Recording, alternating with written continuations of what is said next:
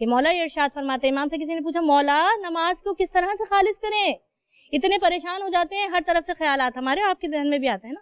مولانا نے ارشاد فرمایا کہ دیکھو نماز کو خالص کرنا چاہتے ہو نا، دو طریقے ہیں. ایک تو وہ کہ ان کو پکارو جو خدا کے نزدیک ہیں. کون ہے؟ امام حسین علیہ السلام. کہا جب نماز پڑھنے کے لیے کھڑے ہو تو ایک مرتبہ قبلہ رو ہو کے اپنی انگلی کو بلند کرو اور پھر پڑھو السلام علیکہ یا ابا عبداللہ، السلام علیکہ یا ابن رسول اللہ، السلام علیکم ورحمۃ اللہ وبرکاتہ. حسین کون ہے؟ حسین وہ ہے کہ جن کی وجہ سے آج کائنات میں سجدہ باقی ہے. پوری کائنات میں جو اللہ اکبر کی صدائیں گونج رہی ہیں صرف امام حسین کے صدقے سے.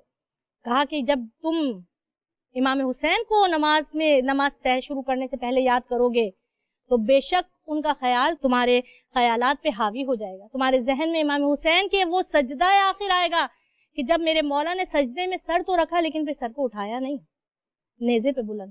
دوسرا طریقہ کہا کہ جب نماز پڑھنے لگو، نماز شروع کرو تو پھر اپنی نظروں کو مقام سجدگاہ کی طرف رکھو.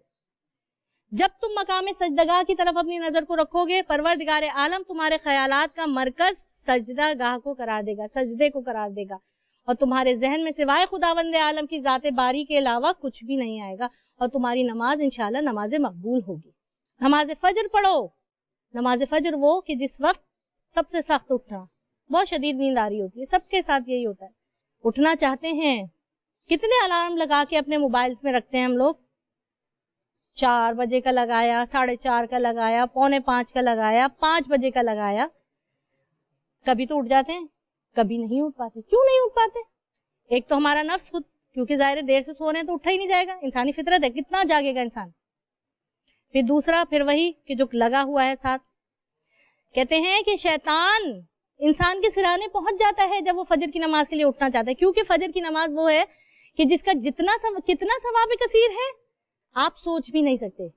شیطان کیا کرتا ہے؟ اپنی جو اس کی انگلیاں ہیں، جس طرح سے مائیں اپنے شیرخواروں کو، اپنے چھوٹے بچوں کو سلانے کے لیے ان کے سروں میں پیار سے محبت سے انگلیاں چلاتی ہیں نا، اور بچوں پہ ایک نیند کی کیفیت طاری ہو جاتی ہے. شیطان یہی حربہ ہمارے ساتھ کرتا ہے کہ وہ ہمارے سروں میں شانہ کرنا اس کو شانہ کہتے ہیں، انگلیاں چلانے کو شانہ کہتے ہیں.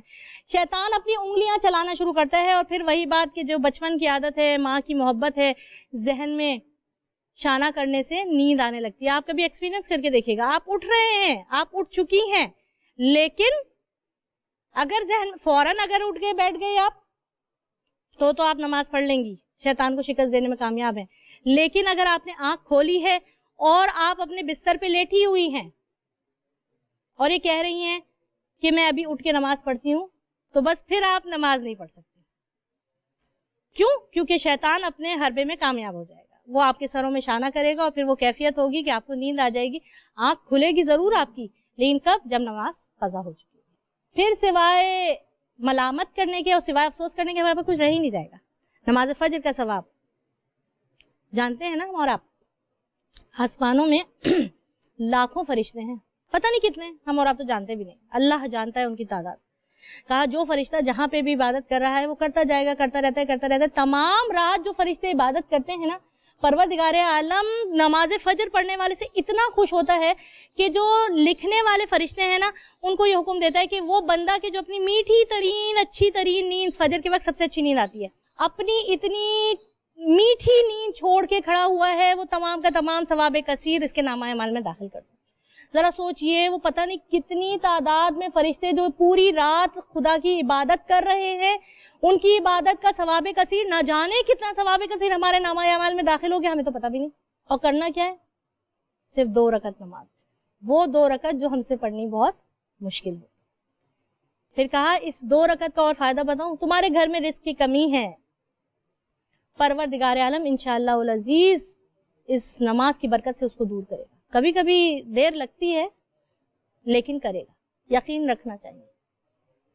پھر کہا کہ حکم دیتا ہے اپنے فرشتوں کو، جو کوئی بھی فجر کی نماز پڑھتا ہے نا، اس کے گھر کے دروازے کے باہر جا کے کھڑے ہو جاؤ،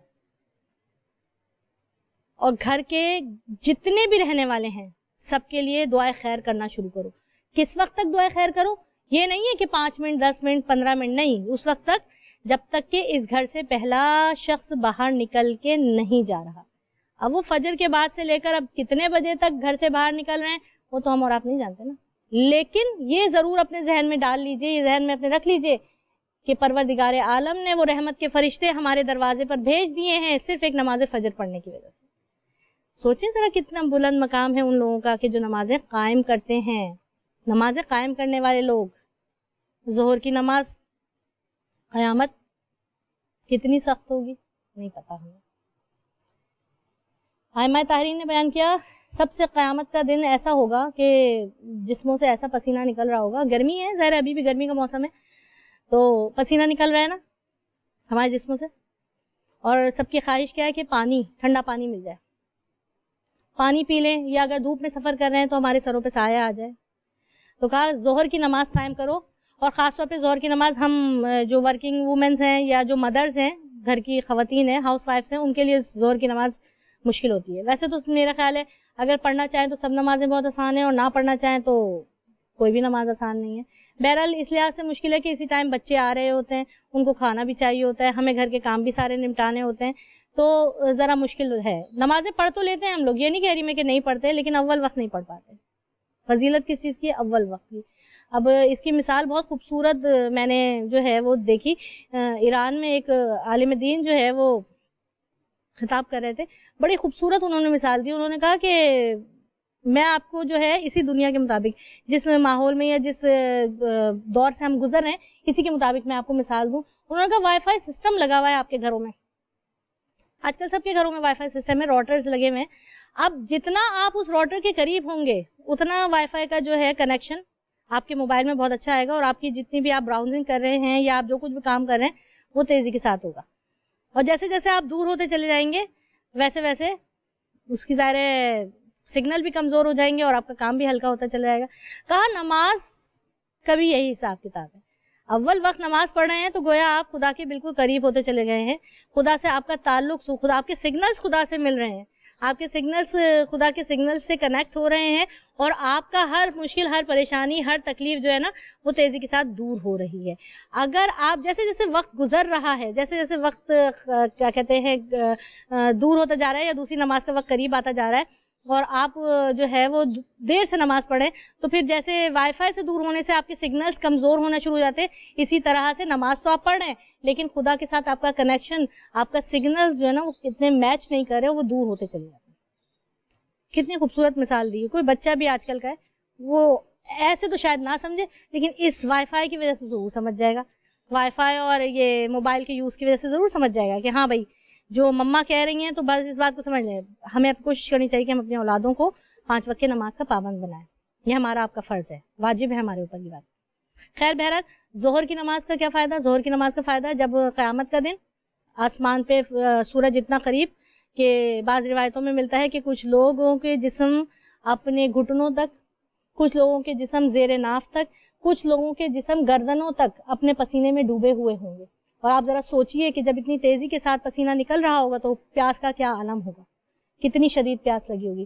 تو کہا کہ جو لوگ ظہر کی نماز پڑھتے ہیں نا تو پروردگار عالم ظہر کی نماز کے بدلے میں ان کو قیامت کے دن یہ فضیلت دے گا, ان کو یہ ثواب کثیر عطا کرے گا کہ جب شدید ترین پریشانی کے عالم میں ہوں گے تو اچانک ایک ابر کا سایہ یعنی بادل ان کے سروں پہ چھا جائے گا, آ جائے گا, گھنا ابر, کالا ابر, کہ جو سورج کی روشنی سے ان کو ڈھانپ لے گا.